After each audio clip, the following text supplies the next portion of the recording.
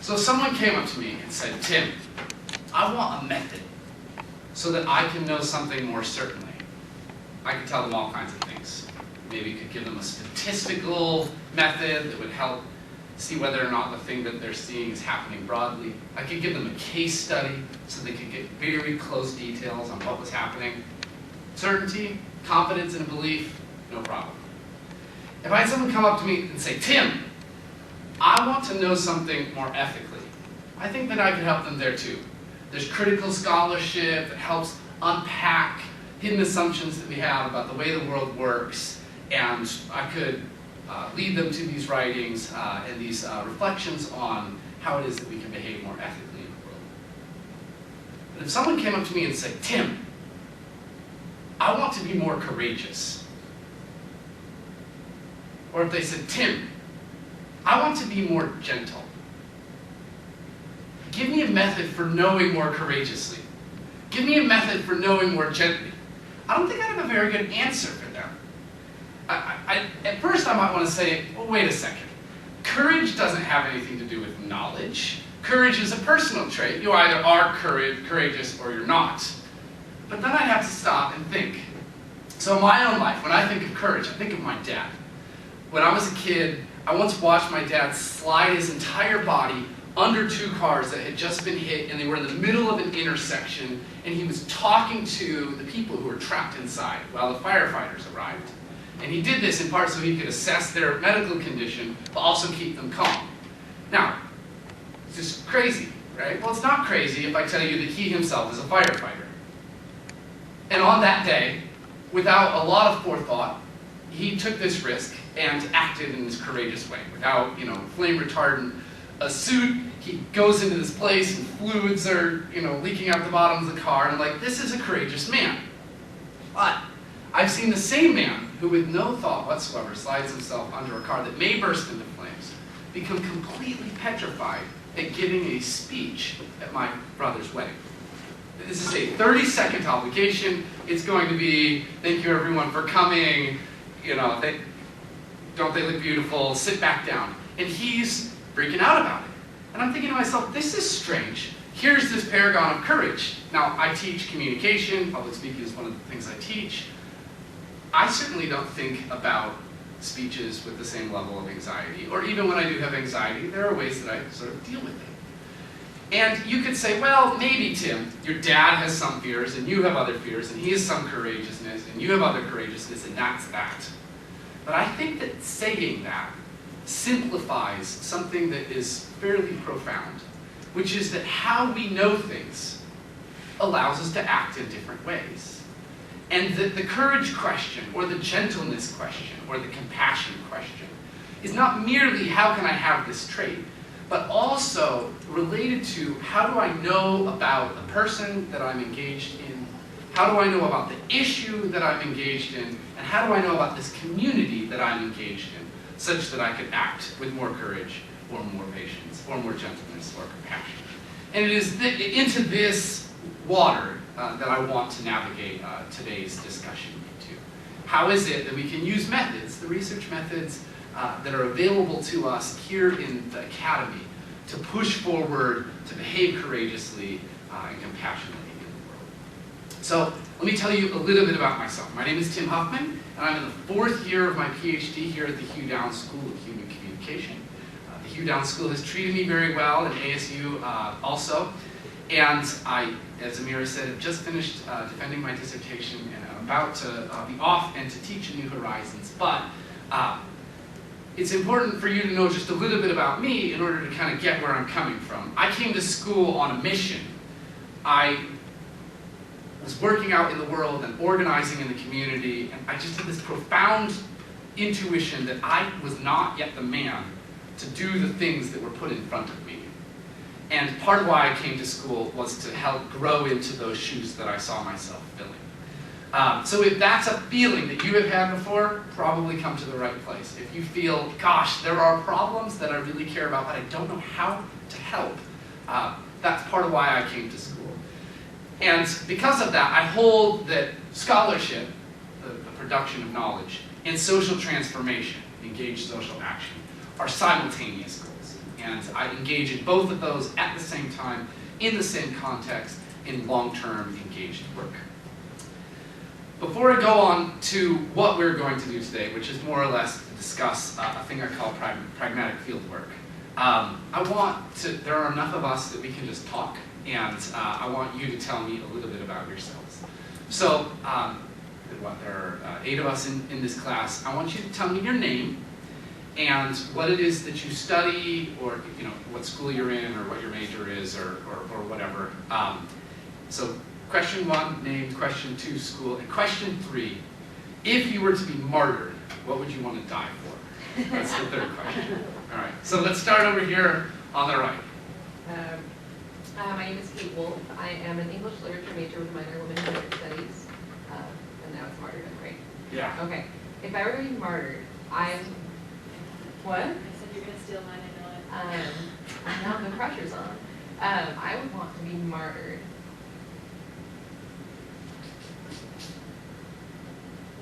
For a cause, for a person, I guess I would want to be martyred so that someone else would know that I believed in them enough so that I would martyr myself for them. Yeah, awesome. Okay, my name's Ashley. My major is communication, and I have a minor in women's studies as well. I would want to be martyred for sticking up for women's rights in the military. Hi, I'm Nick. I'm studying youth civic engagement at the School of Community Resources and Development. I think in more general terms, I would not like to be martyred. But if you had to be. But if I had to be, it would just be so that somebody else wouldn't have to be martyred. But I just a problem. But to save someone else. Instead of somebody else. I'm Zara. I'm majoring in communication and starting to minor in media analysis. And I can't really think of any other good reason than any of you have. So I would just be murdered so someone else wouldn't be. But yeah. Hi, my name is Sherwan. I'm in the UW School of Communications. I'm a graduate, and modern.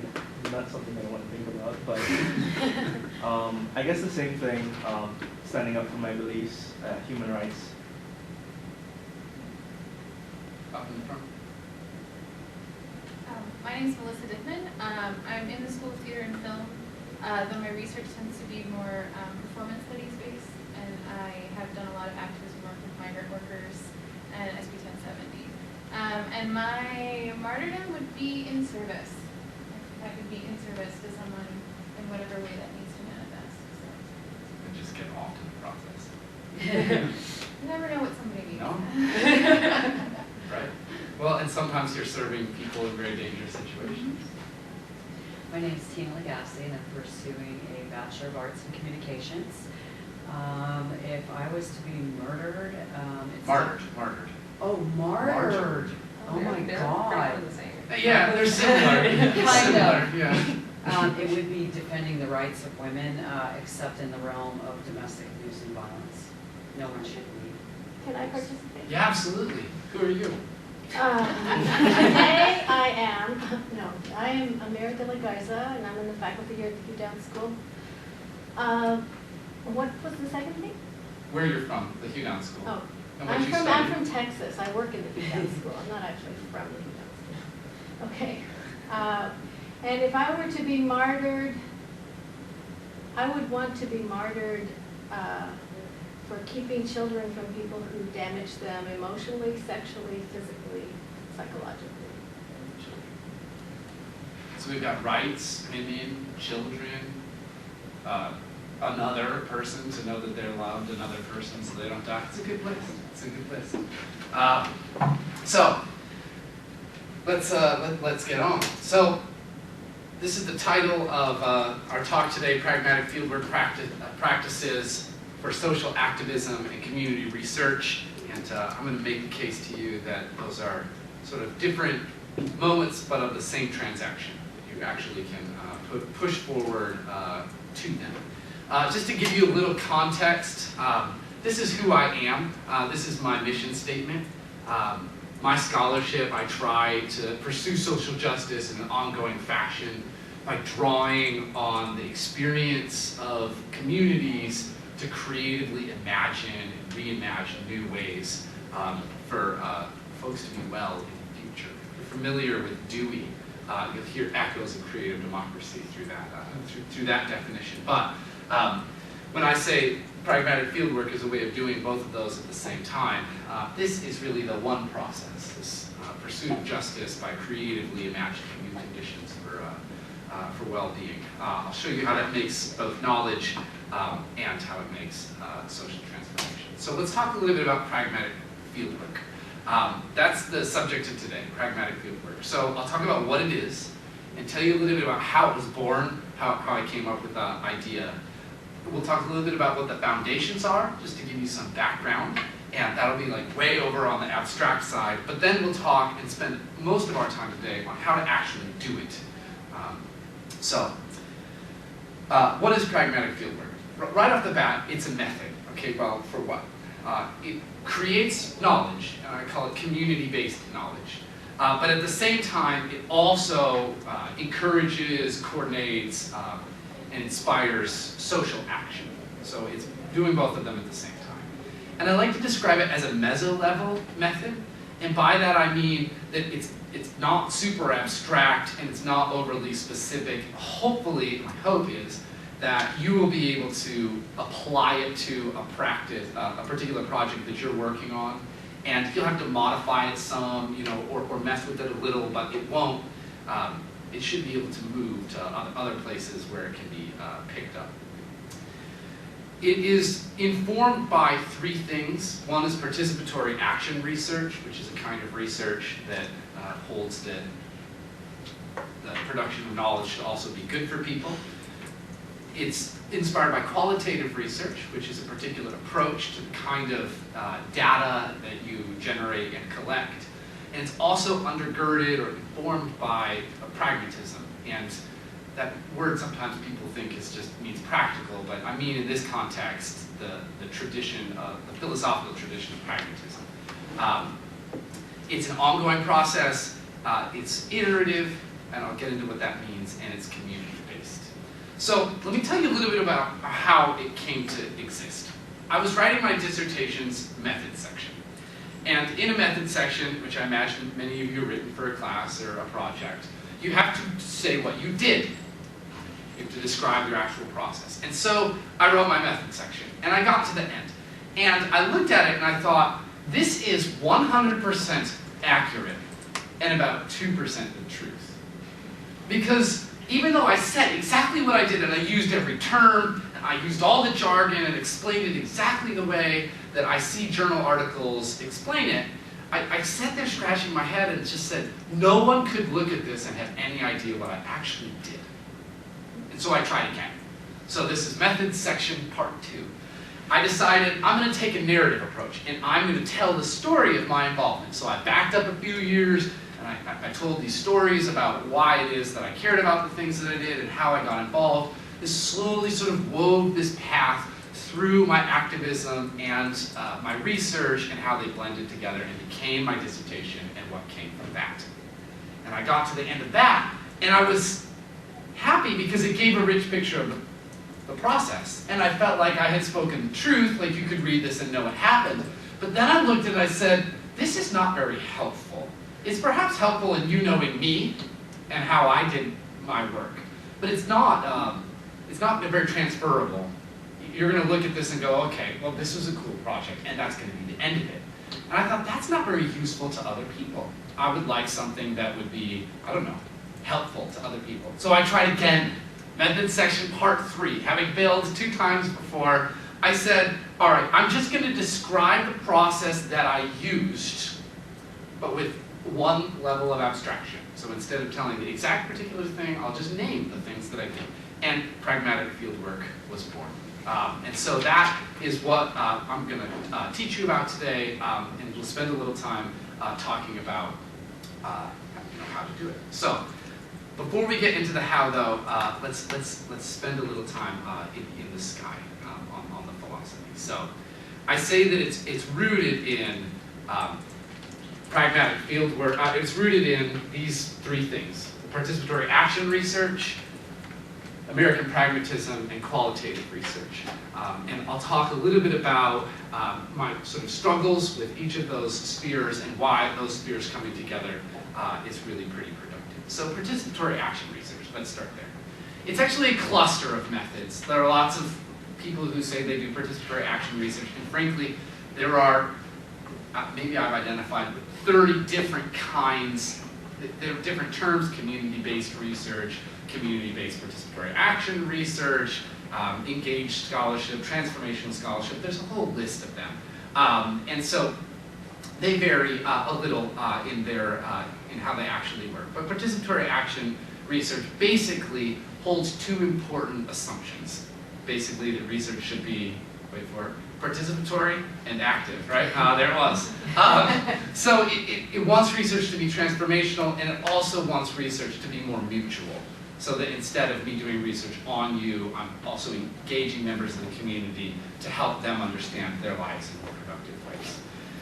Now, there were various forms of data collection in participatory action research. You don't have to, you can create a survey, there are people who do what they call community-based experiments, which is basically the experimental method. So there's all kinds of types of participatory action research. But I had difficulty when I picked up the method and said, this is what I'm going to do. Because I ran into one of two problems.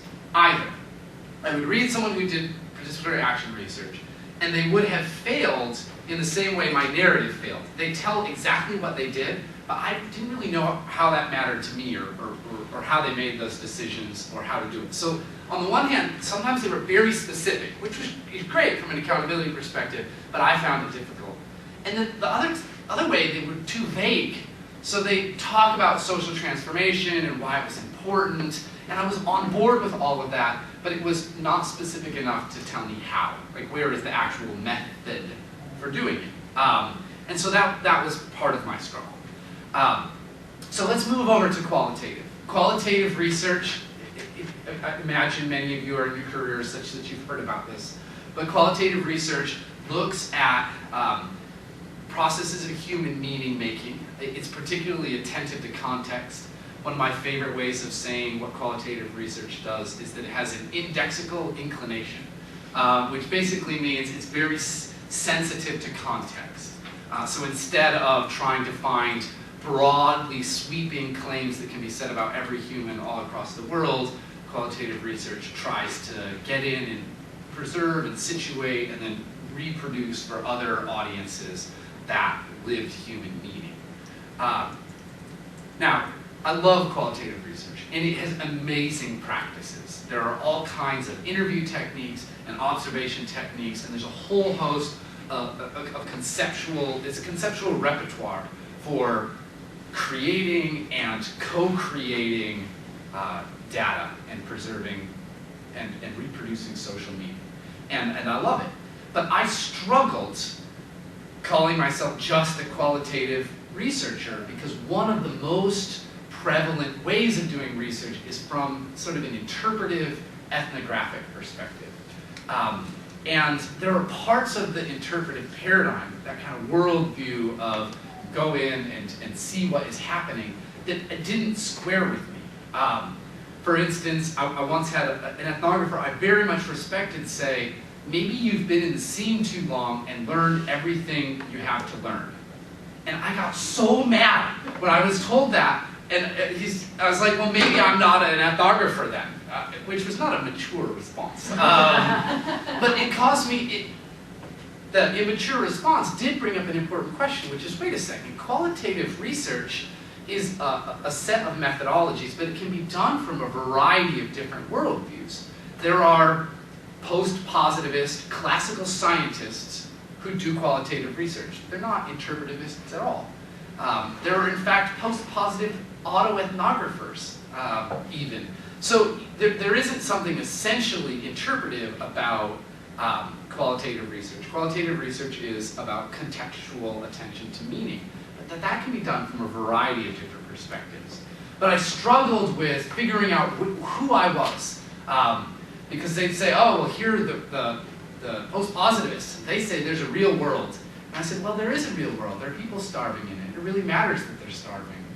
And I can't just think differently about it and have them not starve. So yeah, there's a real world, but what it means to starve in the world, that might matter, and why they're starving is based on how we think about wealth and the distribution of things and how our culture is made. So of course, how meaning is constructed between people is important. Could you give an example as you mentioned all of these things, of a question or something that they do so we know what they're doing? So like if a post-positivist is doing the research, what would they ask? Or what would they do?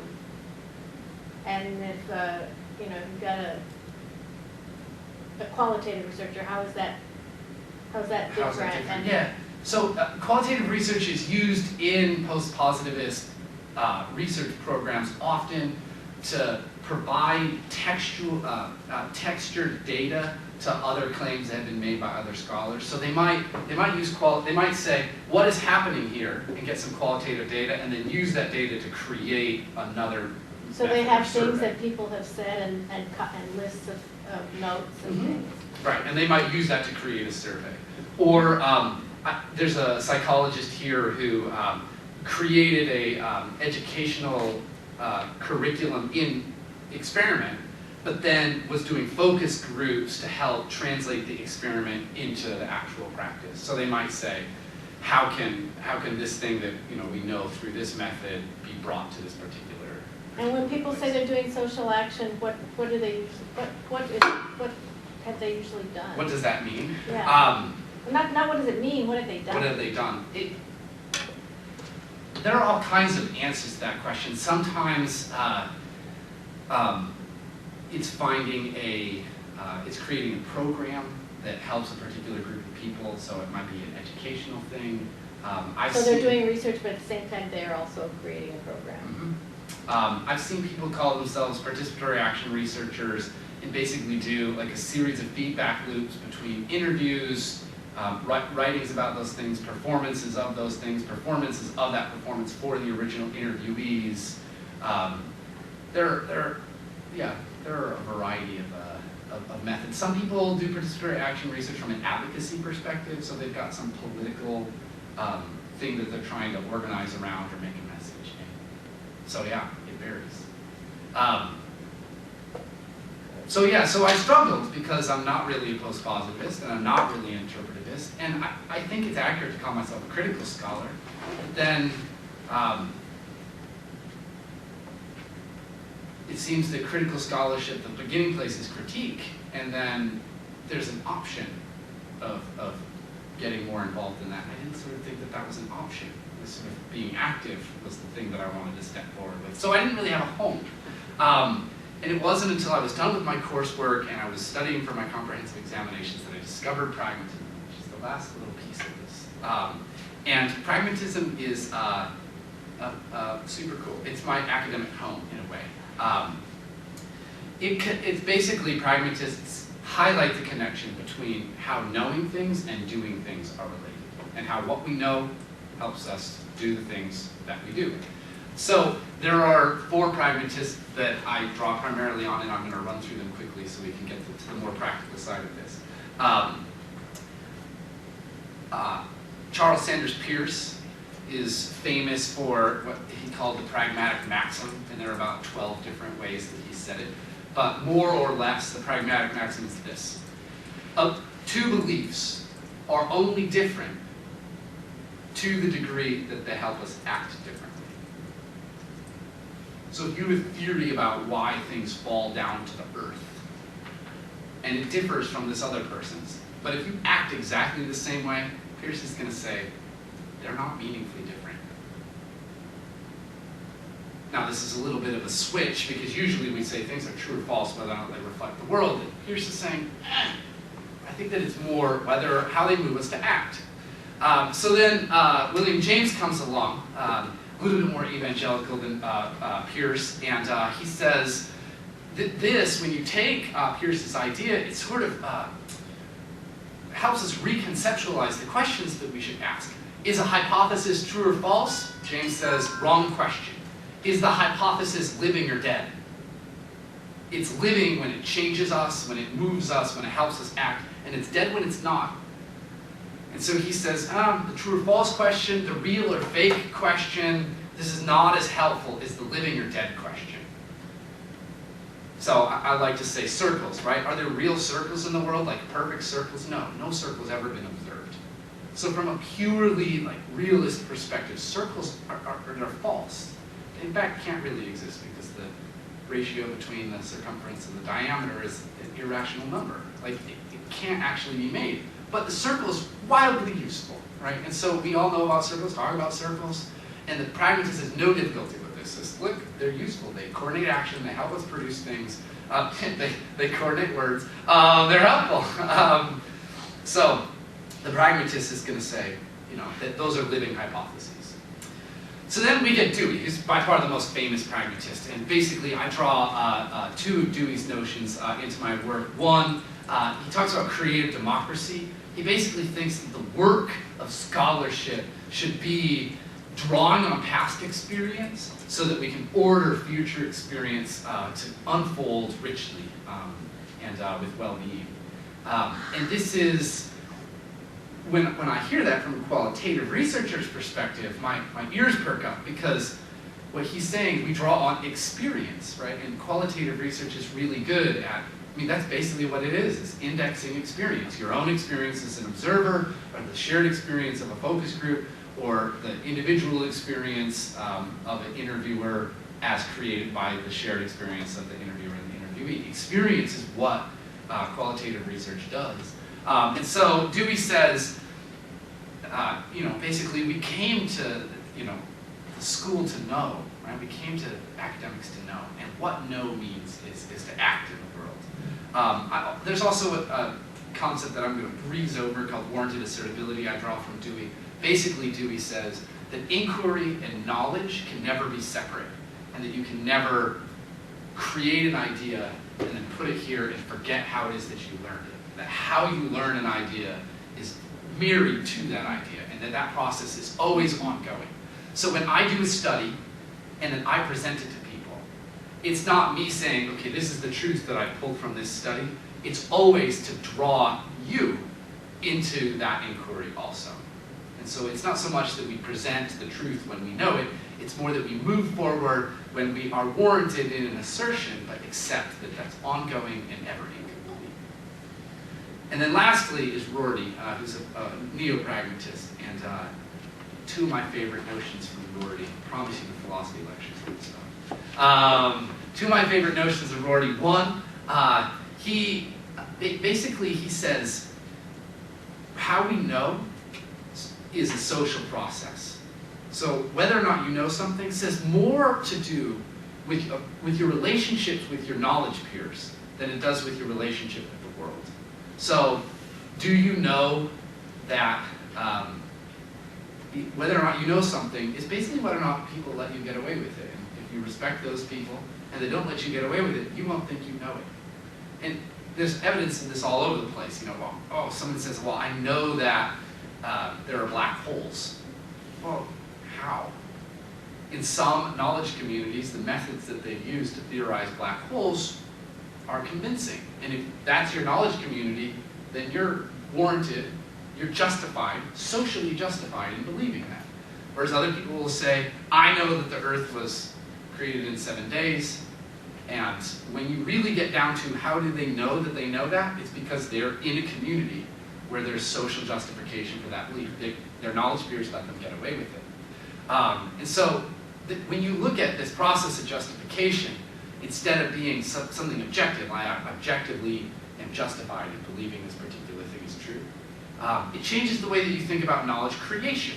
Because instead of trying to make the one true thing, instead we ask ourselves, okay, how is it that these group of people know together, and if we're trying to go in a particular direction, how can we know things that help us move in that direction, right? It's a relational approach to epistemology. And if we know together, and research methods are about creating knowledge, then research methods should also be about creating community.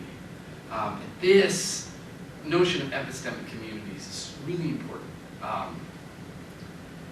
So, that's the background. This is what Tim is thinking when he's talking about these things. In part, drawn from this participative and active research method that aims for social transformation. In part, drawing from the best practices of qualitative research for attention to context. And in part, drawing from philosophical pragmatism and the things that it teaches. And I also think that I share this in part to say I didn't make pragmatic fieldwork, I didn't invent it. I just sort of named an area on the dartboard that already existed, right? Anybody who exists at the intersection of these three things is going to find this, more or less. So this is just my attempt to describe it. So anyway, how do you actually do it? Let's get on with it. So pragmatic fieldwork, when you sit down and do it, it takes a community-based approach to knowledge. And this is based on Rorty, right? Yes, knowledge can be the relationship between the knower and the known. But there are all kinds of other knowers who themselves have a relationship to the known, but really importantly, have a relationship between each other. And so when I say take a community approach to the process of knowledge, I mean paying attention to that relational part, and it ultimately boils down to knowing with people instead of knowing about them. And I find that this is a very important distinction. People tend to be upset even when you try to know about them, but they're very often honored when you try to know with them, if you do so within the rules of appropriateness of their world. And it requires this shift. I'm not a voyeur peering in to this world of the other. I'm not trying to write out this culture other than my own, but rather this is a community, and I want to, in the ways that I can, be and share in the life of it. So it's super important that when we talk about communities, that we, lots of people say, I do community-based research. And what they mean is they do research outside of academics.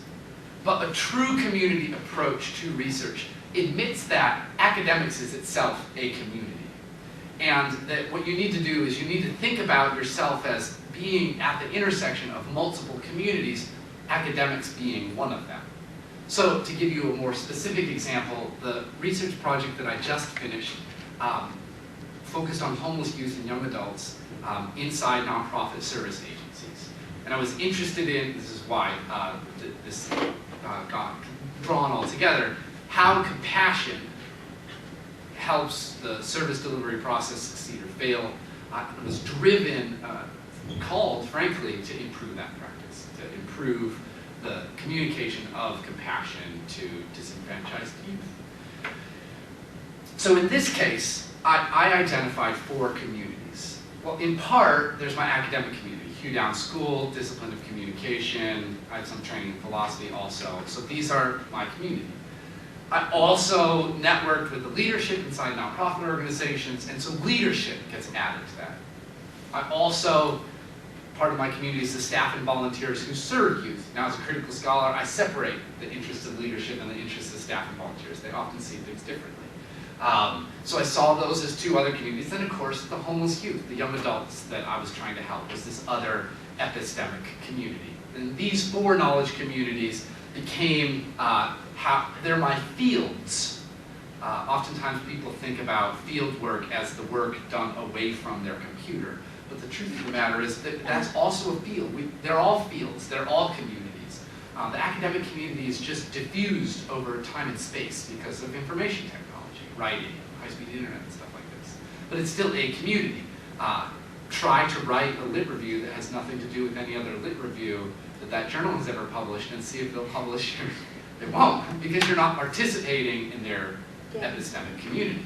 In their game. In their game. But we all have games. We all have knowledge games. Right. The homeless youth have one too. They don't care what my lit review looks like. They care if I care, you know, and they don't want me to be a poser and things like this, right? And leadership has a certain set of, you know, things, a knowledge game that they play, and so do staff and volunteers. So how do you do this? How do you take a community-based approach? It involves asking 5 questions. So are you ready? Here are the 5 questions. I started with why. What am I called to know and do? Is there an issue that moves me? We got some of this already. Youth engagement, women's issues, children's issues, civil rights. What am I called to know and to do? Second question. The easy version. Who else cares? But I phrase it as, who are the stakeholders? What are the communities that have a stake in this game? We've got skin in the game, right? So this is a stakeholder model. Youth, staff volunteers, leaders, the academic community. Each of them care in some way about homelessness and issues facing those. This is not a comprehensive list because business is also a stakeholding community. Government is a stakeholding community. You can conceptualize church, church organizations as being a stakeholding community. You can't always do them all, but you can do some, right? You pick who are the stakeholders. That's the second question. The third question is, how did their needs meaningfully intersect on this issue? So youth care about something, and academics care about some things, and there's a ton of things that don't overlap. So the question is, where are the places that their needs meaningfully intersect? And that's your research project right there, that area. You always have to bound the field when you do research. You gotta throw up some boundaries, not as permanent barriers in your mind, but a practical limitation of where you're gonna stop so you don't get lost. That is it, where those needs meaningfully intersect. The fourth question is, how can they know and act together better? And that's always based on their shared needs, right? Or I suppose it wouldn't necessarily, it's more likely to be successful, it's based on their shared needs. But how can they know and act together better? Could you repeat that one more time? How can your epistemic communities know and act better together? Maybe the grammar on that is weird. Better act. No, I just was going blank when I was hearing. You were fine. So, oftentimes there's a theory that academics know and is really useful to a practitioner, but the experience of that practitioner is very valuable to nuancing and deepening that theory, right? And so this is, people often talk about practical theory or applied scholarship, and that's almost always two communities, the practice community and the academic community. And so this is really just adding a client community and the staff inside the practice community, right? It's nuancing that. And then the fifth question is, what is my role in that? What is my role in how they can know and act together better? If you can answer those 5 questions, you are ready to both produce knowledge and social change. And now that I've been rambling on a little bit about pragmatism, you'll sort of get why those two things happen at the same time. Because when you know how to do a thing, it's easier to do the thing. So when you know, when you can kind of tell yourself that you've got a group in, let's say in my hometown, the people who want to keep putting on the water carnival every summer, right, this big swimming pool. Right. And then you've got the people who think that instead of the water carnival, they should be inviting people to come visit the old fort. Okay. All right, and then you've got the Chamber of Commerce. This is a good Texas example. Yes, it is. And then you've got the people in the Chamber of Commerce who are saying, it doesn't matter, we just need to get tourists to fill up our hotel room. Right. All right, so you get these 3 groups together and they have fights because they start talking about their kids need to be in the water carnival, right, and my grandfather was at the fort, right, and who are these Indian people running the hotels anyway?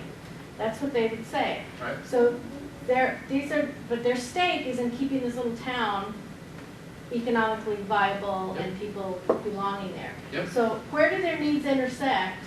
So I would say where do they meaningfully intersect is in having people attending these events, participating in these events, Right. and drawing people who would stay in the hotels Right? all together. Okay, so that's the field. Now, what I want to ask you, that's what you said was the field. What does that tell me about what I need to do? I mean, when I say it's the field, does that mean, because in a way it's kind of just like an idea space. Right. So, and the same thing with the child abuse, I've got, so you've got, for me, the stakeholders are anyone who's ever been hurt or caught in a pattern of defensiveness because of child abuse, and then the people who are in relationship with them and people who are causing that. And so where do their needs intersect in identifying dysfunctional behaviors? But what do I know from that about where I should begin doing something as a researcher? Right. Just gonna go out and interview or observe. Yeah, I will talk about those. I hear you asking, okay, once I know this place, what do I do in that? Because what you called field just sounds like an idea. Yeah, you're right, it's a conceptual field. So it doesn't, it's not pragmatic yet. Get it. All right, I'm impatient. All right, so We got 45 minutes. with those questions, we now get to the 8 practices of pragmatic fieldwork. There are 8 of them. They're like the Eightfold Path, or the eight practices of highly pragmatic fieldwork. The 8 limbs of yoga. Exactly. So they are ask, observe, labor, serve, reflect, envision, gather, and present. This list was created in the most descriptive way possible. I just made a list of everything that I did, and then I identified categories and chunked them together in categories. Categories from what? This is me describing my own activities as a researcher. So I sort of did a grounded analysis of my method. And I will briefly define, I'm sort of proud, they mean what they sound like they mean. I didn't make them mean things that you wouldn't think they would mean. But each of these practices can be an important part of doing research. So asking, this is not weird in qualitative research, what do we call that? Interviewing, very good, right? And observing, that's right, field notes. Participant observation. Frankly, most qualitative research projects include 5 of these. They include ask, observe, reflect, envision, and present. And if you're trained in qualitative research, more or less, you're taught that you move back and forth between these things. The fancy word is iteratively. But as you are asking, you are also watching, and that changes the way that you think and act. But just to define the ones that aren't on there, by labor, I mean doing stuff.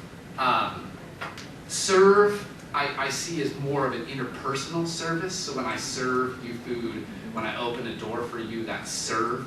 When I bag sandbags or apply for a grant, I see that more as labor, right? It's not necessarily interactive. It's still for you, it's laboring in the direction of the other person. It's probably worth differentiating reflect and envision. Reflect is the analytic part. It's contemplative. I'm talking, critical reflexivity. This is also in part where coding practices can come in, a reflection. So it includes close reading, things like this. Whereas envision is the more creative and generative mental process where you're creating new models, having new ideas, envisioning new directions an organization can go. And then gather is also worth defining. I define gather fairly broadly. You need to draw together resources in order for people to know, right? We know together, you need to draw people together to know together, right? But you also need resources to act, right? You need money, you need space, you need stuff or flyers. And so there are gather as a practice is also about drawing together resources for action. So there are times that when you gather the knowers of academics, you call that a lit review, right? Because you gather together these group of people, right, diffused over time and space. But you also fundraise, right? Run a bake sale so you can gather money so that you can afford to do your acting. Now, there are a couple of ways that these are useful. One, they become a laundry list.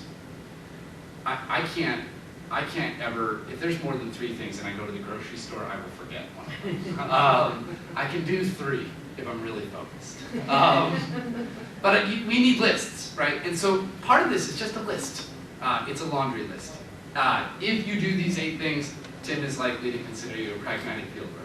Not that that's like a gold prize or anything, but these 8 things will help you not only see the work of your scholarship as something that is producing, say, peer-reviewed content, but also something that is engaged in the field. More importantly, however, so they're a laundry list, and I sometimes lay them out and say which of these are feasible in this semester if I'm doing a project with the class. More importantly, they improve each other. So let me give you a for instance. Let's say I join an organization, and while I'm in that organization, I see things. And what I see helps me ask better questions. And those questions allow me to serve the people inside that organization better. And as I serve them, it always changes the way that I think. And based on those new reflections, I start to envision and imagine new ways that the organization is put together. And based on that new envisioning, I share it with other people and say, this is our plan.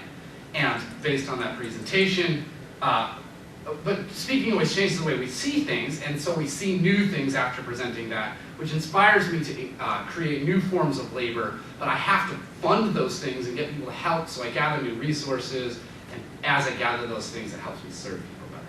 So that's an example of how the practices exist in pairs, and you can strategically engage in the one to improve the others. And the method of pragmatic fieldwork, I'll get to your question in 1 second, is basically the dynamic movement between action pairs for the sake of improving your ability to perform them.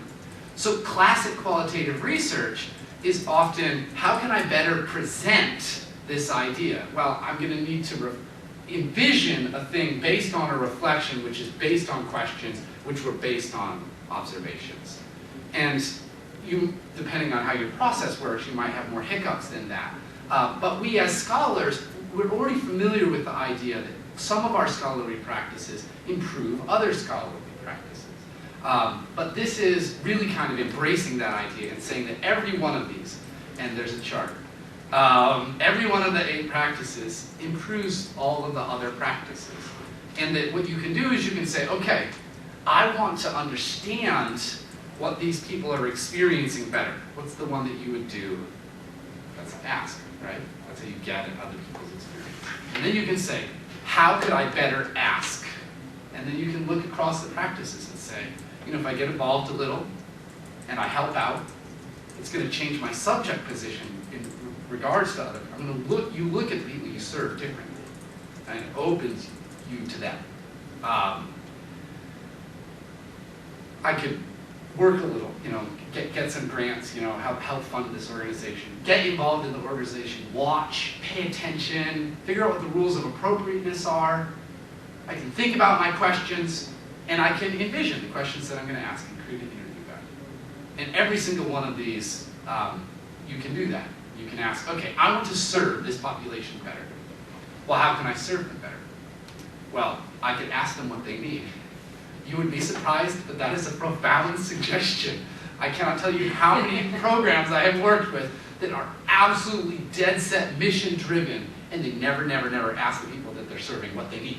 It's crazy to me. It seems very intuitive, but apparently it's not. You had a question. Yeah,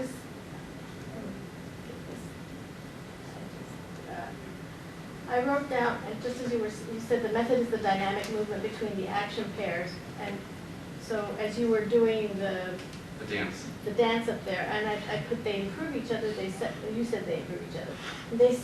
I wrote they set motion, chains in motion of responsiveness and integration. So that the action pairs aren't separate, because what happens in one action pair could set another pair Exactly. or multiple. But then my question is, what is the proper position of the researcher in order to allow for the dynamics of these pairs to contribute towards social action and community involvement?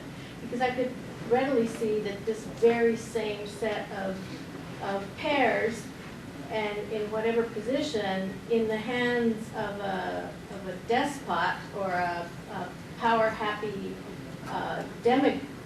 demagogue, Right. would be oppression. Right. It could be really colonialist, oppressive research. So what is it that allows for this to become the pragmatic fieldwork that serves, but that where service is not co-opted by some dominating power? I think that's where the community-based approach comes in.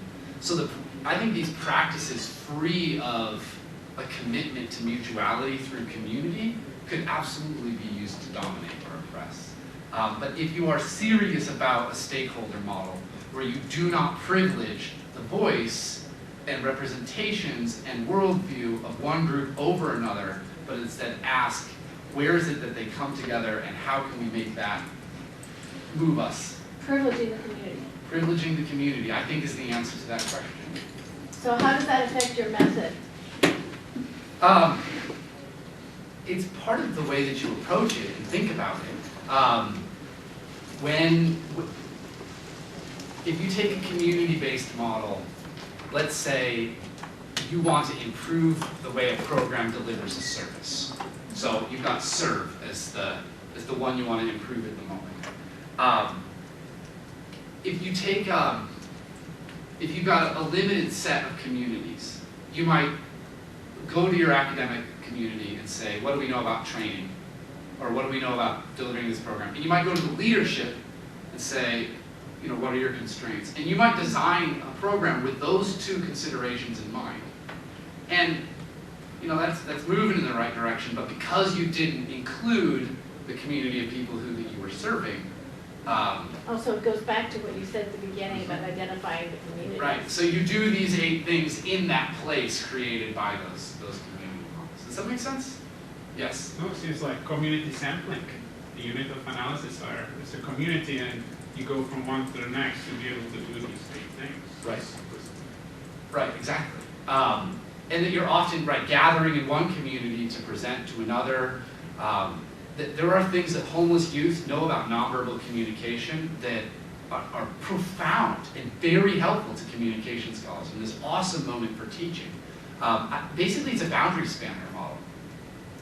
I mean, to be honest, it's to identify these communities that are operating, and then to ask, where is this common ground, and how can I facilitate that and make that? Did you ever change something you were thinking or doing because of the fact that you actually considered one of the communities after having thought you knew something? Oh, all the time. So what's an example? So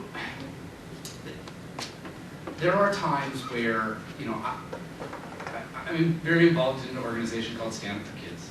And what its programs do is up to us, the volunteers. It's an all-volunteer organization.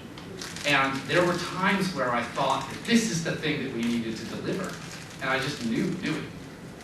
But then we had this training where we all went out to the streets and spent one weekend, a very modest toe dip into the life of homelessness. So what did you think they should do?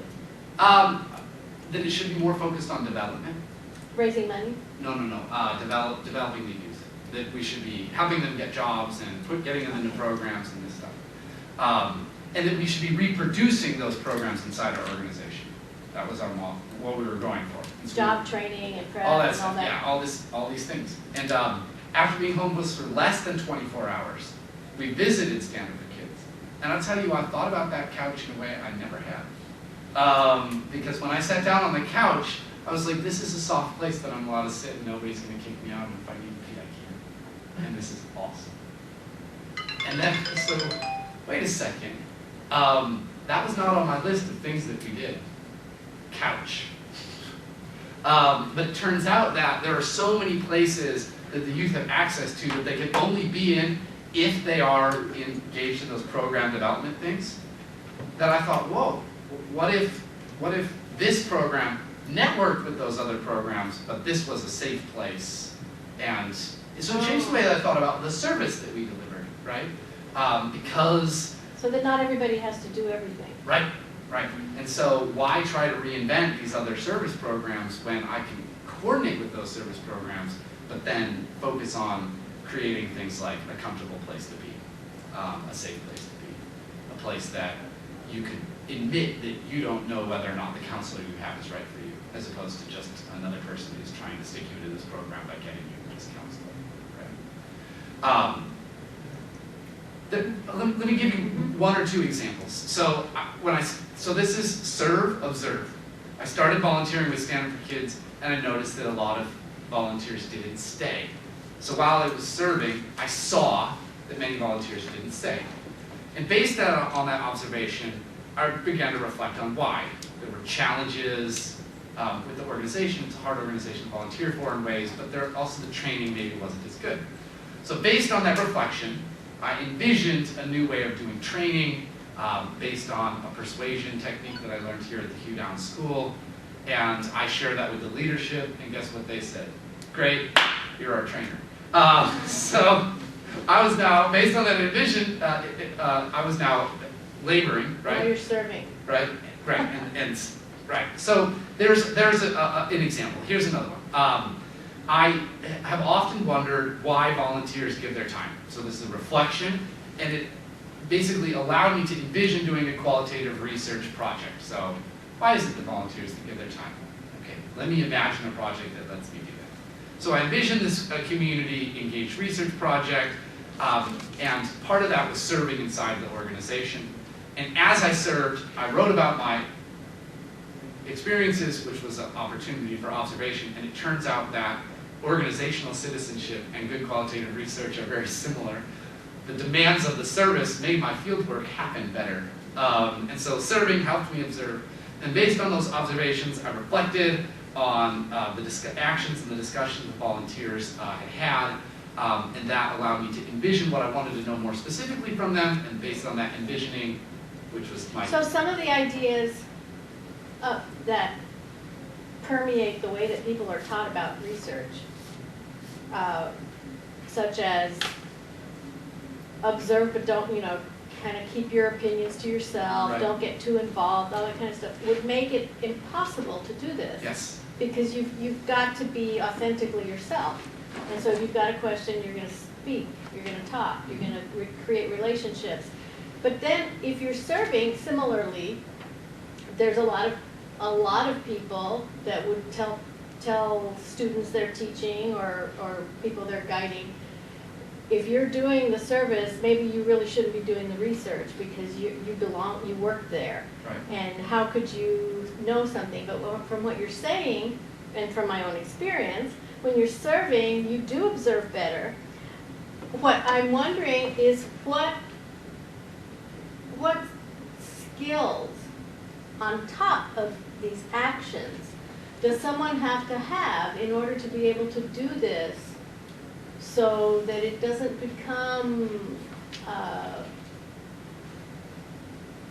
really awkward and confusing to the people who are in those different groups, as well as the person who's participating and taking notes at the same time and serving and offering ideas and then being asked to do that. What do you need to be able, what are the skills that you would have to have? Right, so I have printed the chapter that this is in, and part of every one of these practices has a skill set associated with it. And I have identified some of those. However, I have an activity that I'd like us to do, and maybe we should just segue to this based on your question. There are enough of us that we can be partners. Perfect. Can you grab a mirror? And what I want you to do is, I have a series of questions here, and basically, I want you to answer these questions with your partner. And so, across the 8 questions, I just want you to ask, how have I used this practice lately? So tell your partner what you've been doing with regard to this practice lately, the skills and ability that you have with this practice currently, and the skills and ability you'd like to have concerning this practice. So